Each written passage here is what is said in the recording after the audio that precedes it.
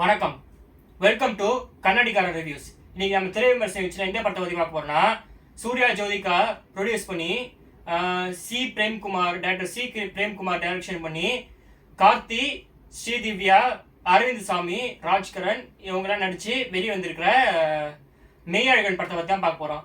மெய்யழகன் இந்த படத்தோட கதையை பற்றி பார்த்தோன்னா, 22 வருஷத்துக்கு முன்னாடி சொத்து பிரச்சனையால அரவிந்த் சுவாமி வந்து அவரோட சொந்த ஊரை விட்டு போய் மெட்ராஸில் செட்டில் ஆகிறாரு. அதுக்கப்புறம் 22 வருஷம் கழிச்சு ஒரு கல்யாணத்துக்காக திருப்பி வராரு. அதுக்கப்புறம் அவர் வந்து கார்த்தியை பார்க்குறாரு. கார்த்தி வந்து அவர் சொந்தக்காரனாக இருக்காரு. அவங்க ரெண்டு பேரும் அரவிந்த் சாமி வந்து அவரோட பழைய கதை, கார்த்தியோட அவரோட கதையெல்லாம் உட்காந்து பேசிக்கிட்டு இருப்பாங்க. அதான் இந்த படத்தோடைய கதை.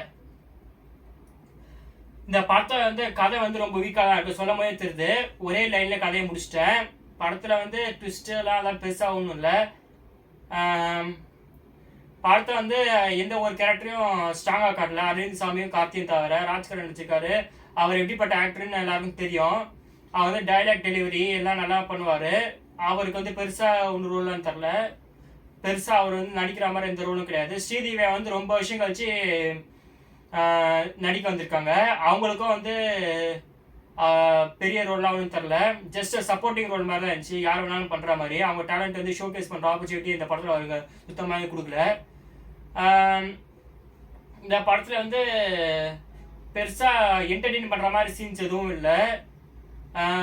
மாற்றி மாற்றி அரவிந்த் சாமியும் கார்த்தியும் தான் காமிச்சினே இருக்காங்க. அவங்க ரெண்டு பேரும் பேசிகிட்டு இருக்காங்க, நடக்கிறாங்க, சைக்கிளில் போகிறாங்க. கார்த்தி என்னன்னா அவர் வந்து அத்தான்ட்டு கூப்பிட்டு அவர் பின்னாடியே போயிட்டே இருக்காரு. ஹீரோயின் செய்ய வேண்டிய வேலையெல்லாம் கார்த்தி பண்ணிட்டு இருக்காரு. அது என்னன்னு புரியல. அரவிந்த் சாமியும் ரொம்ப வருஷம் வச்சு நடிச்சிருக்காரு. ஒரே நாள் தான் நடிச்சிருக்காரு.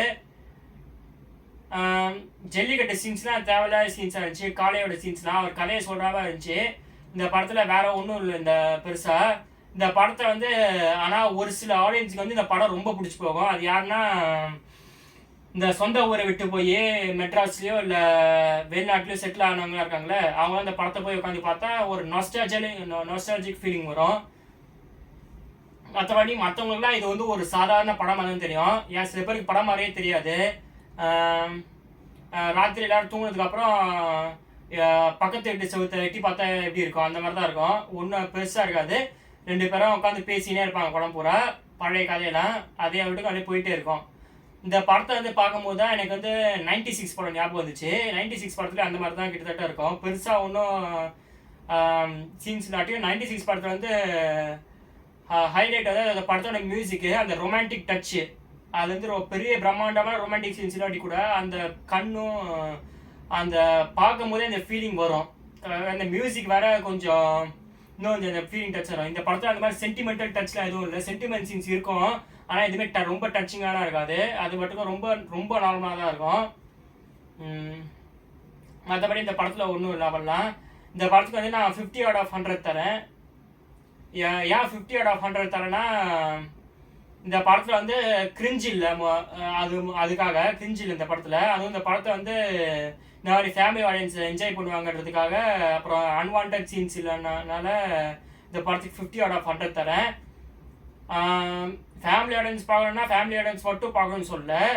மேபி நீங்கள் இது யூத் ஆடியன்ஸாக இருந்தால் கூட போய் பார்க்கலாம். நான் ஏன் ஸ்டாப் பண்ணல, ஏன்னா யாருக்கு வேணாலும் இந்த படம் பிடிக்கலாம். இந்த படம் வந்து அவ்வளோ மோசமாலாம் இல்லை.